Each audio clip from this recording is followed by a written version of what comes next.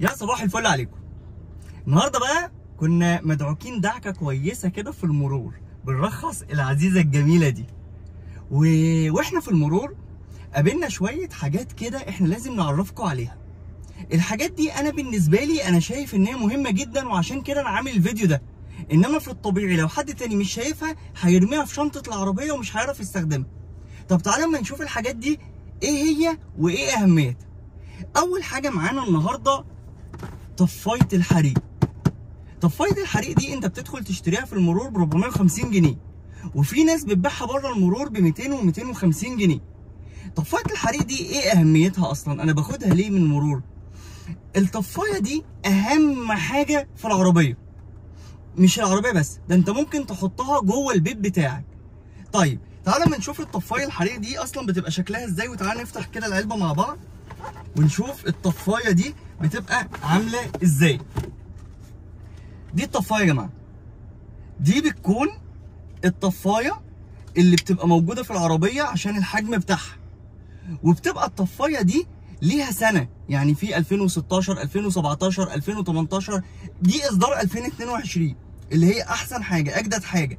تمام. وبتبقى مكتوبه في الطفايه التاريخ بتاعها. تمام كده. ودي الطفايه بتاعت العربيات.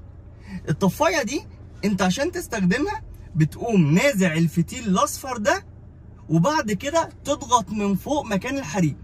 طيب سريعا كده عشان اعرفكم الطفايه دي بتستخدم ازاي في حاله الحرائق لا قدر الله.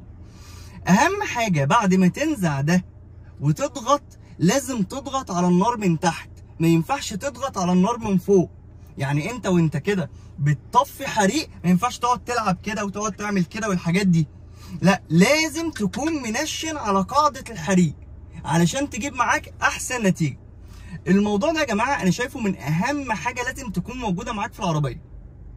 نيجي بقى ندخل على الجزء الثاني اللي الناس كله مش بتهتم بيه. ده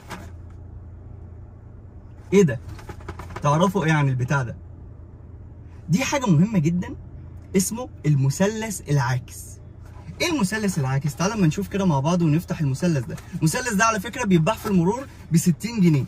الفكره مش فكره قيمه ماديه، او انا مش عامل الفيديو عشان القيمه الماديه دلوقتي، انا بتكلم على ايه هي المحتويات اللي تقدر تفيدني في عربيه وانا سايق. بص شوفوا المثلث ده كده. المثلث ده اهميته ان لما يجي عليه اضاءه يعكس الاضاءه على الطريق. طيب بيتركب ازاي؟ المثلث ده بيبقى 3 شرايح زي ما انتم شايفين كده. طلع شريحه كده، والشريحه اللي ورا تطلع كده، وفي الاخر اثبته بالطريقه اللي انتوا شفتوها دي. والمثلث ده بيتحط بالطريقه دي كده على الطريق. بيتحط ازاي بقى؟ المثلث ده بنبعد 30 خطوه برجلك عن عربيتك وتحطه في مؤخره العربيه. ليه؟ عشان اللي جاي يلمح قبل ما يخبطك. 30 متر. حتى لو احنا حطينا المثلث ده كده وقرينا الكتالوج هتلاقي انه بيقول لك هنا ايه؟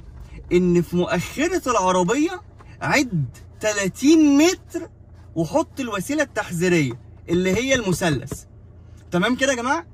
اهميه المثلث ده ان هو عاكس على الطريق، بيحميك من اللي جاي انه ما يكونش شايفك فيقوم خبطك.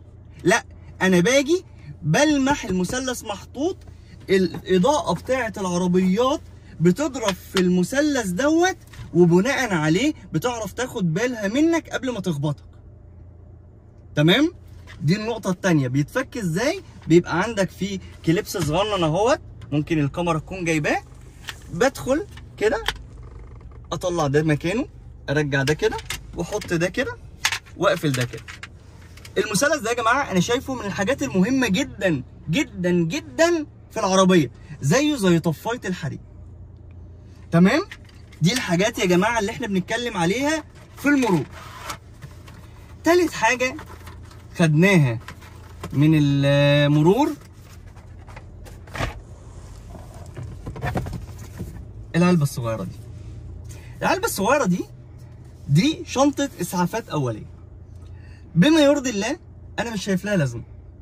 بس تعالى اما نفتح مع بعض كده ونشوف الشنطه دي بتحتوي على ايه. هي حاجه صغنونه كده مكعبره.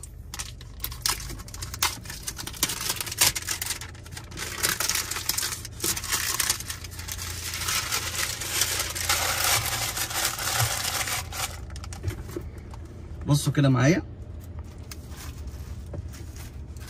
عباره عن كيسه ودليل استخدام اسعافات وكيفيه ان احنا نستخدمها من شركه بانكس. تمام كده يا جماعه. شركه بانكس فارما دي شركه معروفه ومعتمده اصلا، تمام، وهي اللي بتورد للمرور. تعالوا بقى اما نشوف الكيسه دي فيها ايه. فيها ايه بقى الكيسه دي؟ شويه حاجات كده احنا ممكن ما يكونش ليها استخدامات كتير معانا، بس نبقى عارفينها مع بعض. نفتح كده بالراحه مع بعض ونشوف ايه ده. اول حاجه رباط ضاغط، بيبقى فيها حوالي رباطين كده عشان انك انت تقدر انك انت تستخدمهم في حاله الاصابات لا قدر الله. تمام كده. بيبقى فيها قفازات طبيه اللي هم الجلافزات اللي هي بتتلبس في الايد يا جماعه لما يبقى فيه اي حاجه او انك انت بتتعامل مع اي حاجه فيها دم. بيبقى فيها شاش، رباط شاش، علشان لما تيجي تستخدم اي حاجه في التطهير او في الميكروكروم. بيبقى فيها غيار شاش مبطن بالقطن، غيار شاش مبطن بالقطن، عشان لو حبيت بعد التنظيف انك انت تحط الرباط ده او الغيار ده وتحط فوقيه الشاش الطبيعي اللي هو بعده ده. بيبقى فيه مقص ولازق طبي علشان تقدر انك انت تستخدم المقص طبعا في حاله اي حاجه انت محتاج تفتح بيها، وطبعا لزقه طبيه عاديه خالص زي اللي بتيجي في الصيدليه. واخر حاجه معانا اللي هو القطن. يعني حتى انا كنت بتوقع ان يكون فيها ميكروكروم او اي حاجه من الحاجات دي، بس مش فيها خالص. الشنطه دي يا جماعه بتبقى عامله 100 جنيه في المرور. طبعا احنا بالنسبه لنا انا مش شايف ان الشنطه دي ليها اي لازمه خالص، تمام، وخاصه ان يعني مفيش حاجه تساعدك قوي، يعني مش على قد ال 100 جنيه اصلا. بس اهم حاجه انا شفتها انك انت لازم يكون معاك في العربيه طفايه، ولازم يبقى معاك المثلث العاكس. في حاجات تانية لازم تبقى معانا في العربيه انا لسه هبقى احكي عنها بالتفصيل، اللي هي ايه؟ عايز يبقى معاك في عربيتك كابل شحن بطاريه. بيبقوا عباره عن كابلين كده، عباره عن كابل موجب وكابل سالب، ودول وظيفتهم ان هم يقوموا لك البطاريه في حاله انك انت محتاج شحن الكهرباء عشان البطاريه تقوم، في حاله ان البطاريه ضعيفه او محتاجه ان هي تتقوم. كمان احنا محتاجين يبقى معانا في العربيه الجهاز اللي هو بيقوم العجل اللي هو زي المنفاخ، واغلبيه اللي بيشتري لازم يشتري المنفاخ الاتنين بيستم عشان يكون قوي ويقوم لك العجله بسرعه، عشان في اي موقف وانت على الطريق لا قدر الله.